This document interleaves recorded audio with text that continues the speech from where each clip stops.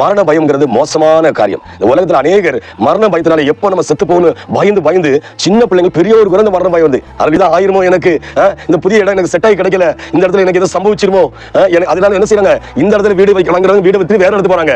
வாஸ்துபடி இந்த நிலையை இடிச்சு தள்ளிட்டு கிச்சன் சைடு ஃப்ரெண்டா பார்த்தனா என்ன, அப்போ ஒருவேளை நமக்கு பயம் மாறும் அப்படி நினைச்சிருக்கவங்க நிறைய பேர் இருக்காங்க. மந்திரம் செய்யறாங்க, தந்திரம் செய்யறாங்க, எதெல்லாமோ பாக்குறாங்க.